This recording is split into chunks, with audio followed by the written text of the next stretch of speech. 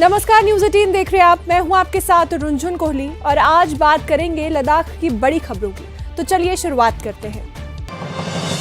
सोनम वांगचुक के बड़े भाई सेतन दोरजे ने न्यूज़ 18 JKLH से खास बातचीत की। इस दौरान उन्होंने सोनम वांगचुक के लंबे समय तक जेल में रहने पर चिंता जताई। साथ ही उन्होंने ये भी बताया कि एपेक्स बॉडी और KDA के किसी भी मेंबर ने सोनम वांगचुक की गिरफ्तारी के बाद उनसे मिलने की कोई भी कोशिश नहीं की।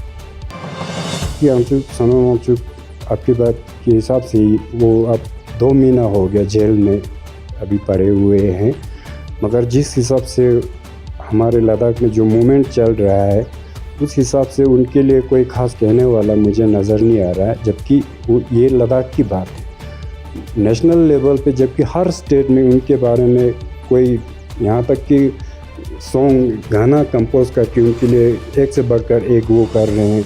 हर कोई उनके सपोर्ट के लिए खड़े हैं, मगर ये बिल्कुल अनफॉर्चुनेट है कि हमारे लद्दाख से इस पे कोई ख़ास वो होते हुए नज़र नहीं आ रहा है।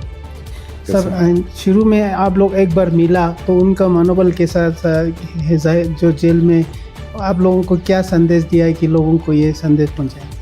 अब एक चीज़ ये है कि जेल में तो अब जेल ही होता है। हमें शुरू में परेशानी हुआ कि जेल में क्या हालात होगा, किस उस पे होगा। तो जब हम वहाँ पहुँचे तो देखा कि उनके मतलब सेहत तो उनका थोड़ा सा डाउन था, क्योंकि वो 15 दिन अनशन करके ही वहाँ गए थे, तो उसको रिकवरी होने में काफ़ी टाइम लगता है। और आपको पता है जेल में कोई ख़ास डाइट वगैरह उसका तो है नहीं, जो रूटीन पे मिलता है उसी हिसाब से उनका वो थोड़ा कमज़ोरी था।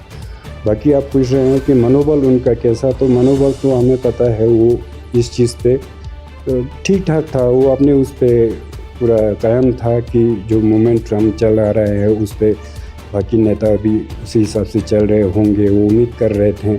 बाकी उनको जो यहाँ पे 4 हमारे नौजवान जो शहीद हुए थे उनके बारे में काफ़ी चिंतित था, और जो हॉस्पिटलाइज्ड हुए थे उनके बारे में वो काफ़ी चिंतित था। सेतन ने 26 सितंबर को सोनम वांगचुक की गिरफ्तारी के तुरंत बाद जोधपुर जेल में उनसे मुलाकात की थी और उन्होंने कहा कि सोनम वांगचुक 24 सितंबर को मारे गए 4 लोगों के लिए बहुत परेशान थे। थोड़ा सा अचंभित करता है कि जिस मूवमेंट को चला रहा है एपेक्स बॉडी या KDA वगैरह जो भी वो हो, उनको अभी तक कोई मिलने के लिए नहीं गया।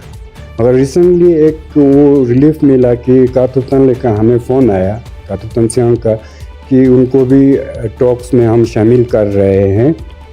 तो उस चीज़ पे हमें थोड़ा सा उम्मीद लगा कि चलो कुछ तो हो रहा है, कंसर्न उनके बारे में सोच रहे हैं, वो कर रहे हैं। सेतन ने बताया कि हाल ही में एपेक्स बॉडी के चेयरमैन थुप्स्तान छेवांग ने उन्हें फोन करके बताया कि Sonam Wangchuk apex KDA delegation में शामिल हो सकते हैं, जो MHA के साथ बातचीत के लिए जाएगा और इससे उन्हें अपने भाई सोनम वांगचुक की रिहाई की उम्मीद की एक नई किरण भी मिली है। हमारे 3 वेटरन लीडर्स जो है मेन, जो आज तक लद्दाख को लीड करते आए हैं, हर मुश्किलों से पार करते हुए आए हैं, जिनका बहुत ही लोगों का उनके ऊपर काफ़ी विश्वास है बहुत ही। तो अभी जो इस हालत में जो आजकल जो नज़र आ रहा है उनमें कोऑर्डिनेशन की बहुत कमी नज़र आ रहा है, उनमें काफ़ी गैप लग रहा है हुआ है। तो वो चीज़ ठीक होना चाहिए। आफ्टर ऑल ये पब्लिक का एक उन्होंने ये उम्मीद जगाया था कि लद्दाख को 6 शेड्यूल ला के देंगे और उसके बगैर लद्दाखियों का मतलब सर्वाइवल इन फ्यूचर हमारा नहीं है। तो वो 5-6 साल से इस चीज़ पे वो कर रहे थे। तो फिर उसके बाद सोनम वांगचुक बाद में आए कि उनके सपोर्ट के लिए, तो उनके सपोर्ट में उन्होंने बहुत सारे एपेक्स बॉडी KDA ने उनको बहुत काफ़ी वेलकम भी किया, उनको काफ़ी प्यार दिया और उनको अप्रिशिएट किया हर उस पर। और उन्होंने काम नहीं यहाँ से दिल्ली तक पैदल किया है, जो कि आज तक मुझे कोई हिस्ट्री नहीं है हमारा कि इतने हद तक भी कोई जा सकते हैं अपने लद्दाख के लिए, लद्दाख के कॉज के लिए, लद्दाख के फ्यूचर के लिए। और अनशन पे तो कितने दफ़ा वो बैठे हैं, आपको पता ही है कि 21 दिन मैक्सिमम था। और एज ए फैमिली मेम्बर हमें यही सबसे ज़्यादा वो होते थे, जब भी वो अनशन पे बैठते हम एक दिन गिनते थे कि आज कल उनका शक्ल ज़िंदा देख पाएंगे कि नहीं। ये हादसा, ये चीज़ें हमारे फैमिली के ऊपर ही गुजर रहा है। नॉमिनेटेड काउंसलर एडवोकेट रियाज खान से जुड़े विवाद पर अखोने सफदर ने बड़ा बयान दिया है। सीनियर पॉलिटिकल लीडर अखोने सफदर ने काउंसलर एडवोकेट रियाज खान के नॉमिनेशन को लेकर चल रहे विवाद पर अपनी चुप्पी तोड़ दी है और इस मामले पर मजबूत रुख अपनाया है। अनोखे सफदर ने सभी स्टेक होल्डर्स से संयम बनाए रखने और कम्युनिटी में सद्भाव बनाए रखने और ऐसे बयानों से बचने की अपील की है जिनसे फूट या गलतफहमी पैदा हो सकती है। उन्होंने दोहराया कि ऐसे मामलों को और अच्छे से सुलझाने के लिए अच्छी बातचीत और आपसी सम्मान जरूरी है। एडमिनिस्ट्रेशन ने लद्दाख में कनेक्शन और कनेक्टिविटी उसके साथ साथ टूरिज्म को बढ़ावा देने के लिए सब्सिडी रेट पर B3 हेलीकॉप्टर सर्विस की शुरुआत कर दी है। इस कदम से लद्दाख के करगिल, लिंगशाद जैसे कई दूर दराज के जो इलाके हैं वहां पर लोगों को बहुत फायदा होने वाला है। इस इलाके में विंटर में टूरिज्म बूस्ट करने के लिए यूटी एडमिनिस्ट्रेशन ने एक सर्विस लॉन्च किया जो चॉपर सर्विस, उस पर सब्सिडाइज रेट पे रहेगा। तो आपको बता दूं जो इस इलाके में सर्दियों में जाना कठिन होता है, इसलिए यूटी एडमिनिस्ट्रेशन की तरफ से हर साल सब्सिडाइज रेट पे चॉपर सर्विस प्रोवाइड करता है जिनको ज़रूरत हो। खासकर जो मरीज़ जो लेह में ट्रीटमेंट के लिए आना हो उनके लिए भी काफ़ी दिक्कत होता है बर्फ़बारी होने के कारण। तो इसलिए यूटी एडमिनिस्ट्रेशन हर साल यहाँ चॉपर सर्विस सब्सिडाइज रेट पे मुहैया कराता है। तो इस पिछले साल हालांकि कुछ दिक्कत है, लेकिन इस बार दोबारा जो सर्विस रिज्यूम हो गया वो आज से ही रिज्यूम हो गया। आज तो civil aviation department UT Ladakh ने ये घोषणा किया और आज के दिन यूटी लद्दाख के LG कविंदर गुप्ता ने चॉपर सर्विस को फ्लैग ऑफ किया, जिसमें ये सर्विस ले करगिल, ले पदुम, ले लिंगशित, ले डिबलिंग, ले नियरक्स, उसी तरह ले दिस्कित और ले तुर्तुग, ये 2 इलाका नुब्रा में है, यहाँ पर सर्विस अवेल कर सकते हैं। तो जिसमें आपको मैं रेट बता दूँ, फॉर एग्ज़ाम्पल ले करगिल की जो दूरी रहेगा 50 मिनट्स की जो सफ़र रहेगा उसमें जो चार्जेस होंगे पर इंडिविजुअल 7,750। उसी तरह जो ले पदुम 45 मिनट्स का सफ़र रहेगा जिसमें 6,975। उसी तरह ले लिंगशित जो आधे घंटे का सफ़र रहेगा उसमें 4,650। उसी तरह नियरक्स डिबलिंग ये दोनों का भी 30 मिनट का सफ़र रहेगा, उसी का सेम रेट है 4,650।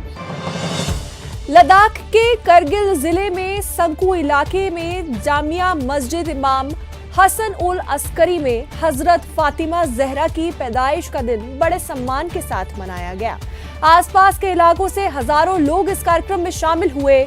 कार्यक्रम में शेख सादिक बलावी ने लोगों को संबोधित करते हुए और हजरत फातिमा जहरा की जिंदगी, उनके चरित्र और उनकी सीखों के बारे में बताया। उन्होंने कहा कि फातिमा जहरा हमें पवित्रता, सच्चाई, दया और जुल्म के खिलाफ खड़े होने का संदेश देती है। कार्यक्रम का अंत अमन, भाईचारे और एकता की दुआओं के साथ हुआ।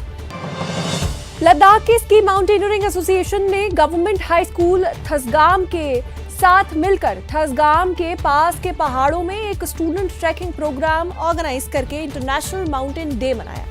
इस ट्रैकिंग इवेंट को मशहूर स्की कोच सैयद शमसुद्दीन ने लीड किया, जिन्होंने स्टूडेंट्स को इंटरनेशनल माउंटेन डे की ग्लोबल महत्व के बारे में बताया।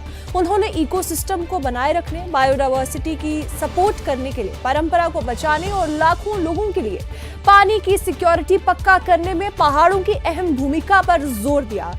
बातचीत के दौरान उन्होंने शारीरिक विकास, पहाड़ों की सेफ्टी और प्रकृति के साथ गहरा कनेक्शन बनाने के महत्व पर भी जोर दिया।